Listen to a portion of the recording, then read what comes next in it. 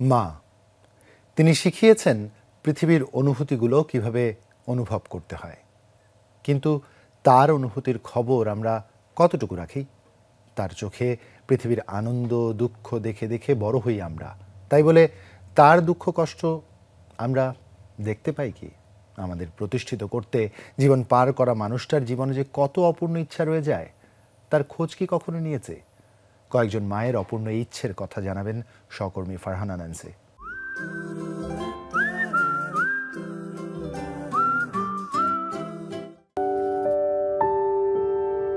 সন্তানকে সাফল্যের দোরগোড়ায় পৌঁছে দিয়ে এক জীবন পার করা এই মায়ের ইচ্ছে ছিল ছেলের সাথে থাকা। বিদেশে পাড়ি জমানো ছেলের হয়তো সেই ইচ্ছেতে সাড়া দেওয়ার সময় হয়ে ওঠেনি। একটা ইচ্ছাই ছিল যে ছেলের সাথে থাকবো, কিন্তু থাকতে পারিনি। আমার হাজবেন্ড মারা যাওয়ার পর এই বাড়ি ছেড়ে এখন মেয়ের সাথে আসি। এটাই আমার মনের কষ্ট। মা নিজের সাধ্য ছাড়িয়ে পৃথিবীর সর্বোচ্চ সুখের চূড়ায় নিয়ে যেতে চান সন্তানকে। এই জার্নিটা পার করতে করতে অবকাশ হয় না নিজের জন্য ভাবনার। আমি তো আমার জন্য কিছু করি নাই, আমার কোনো আইডেন্টিটি নাই। কোথাও গেলে আমার লিখতে হয় আমি হাউস ওয়াইফ।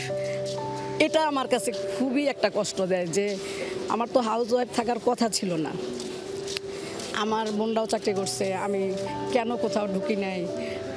এখন ওই সময় ফিল করি না, এখন ফিল করি যে আমার নিজস্ব কোনো আইডেন্টি কেন থাকলো না। হ্যাঁ, একটা হয়তো ভালো চাকরি করতে পারতাম, আমারও এডুকেশন ছিল। আমি সবচেয়ে বড় কথা বিয়ের পরে আমি মা হওয়ার পরে আমি পুরো পড়াটা শেষ করেছি। মা মানেই তো সন্তানের সর্বস্ব বিলিয়ে দেওয়ার চিরায়ত উপাখ্যান। মায়েদের কাছে যখন জানতে চাওয়া জীবনের সাফল্যের উপলব্ধি, তখন বারবার উঠে আসে সন্তানদের সাফল্যের তালিকা।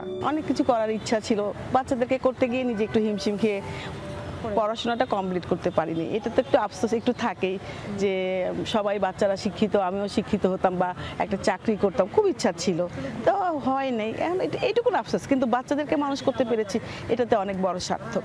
মায়ের নিজের অনেক ইচ্ছে পূর্ণতা পায়নি হয়তো, কিন্তু তাতে কি এক বিন্দু আফসোসও অনুভব করেন না এই অপূর্ণতায়। লেখাপড়াটা আমি কখন কিভাবে পিছিয়ে গেলাম ওই সময় আমি বুঝতে পারিনি, যার ফলে আমার না পিএইচডি প্রোগ্রামটা হয় নাই।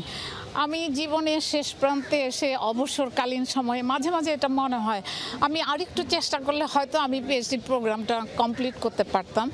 মাকে ভালোবাসতে কোনো একটি নির্দিষ্ট দিনক্ষণের দরকার হয় না, তবু একটি দিন থাকুক না শুধুই মার জন্য। না হয় একটি দিন মনে করিয়ে দিলাম, মা তুমি আছো আমার পৃথিবী জুড়ে। এই যে একটা দিন হয়, মা তো প্রতিদিনই, মার কোনো ইয়ে নাই, কিন্তু এই যে একটা করে গিফট দেয় বাচ্চারা হাসি খুশি ভাবে, তো ওটা তো একটা সার্থক মনে হয় যে বাচ্চারা যে মাকে দিচ্ছে। মাকে অসম্ভব শক্তিতে পূর্ণ করে পৃথিবীতে পাঠান সৃষ্টিকর্তা নিজে। সেই ভালোবাসার শক্তি পরিমাপ অথবা প্রকাশ অসম্ভব। তবু বলি, মা তোমায় অভিবাদন। Farhana Nancy, Jamuna news, Dhaka.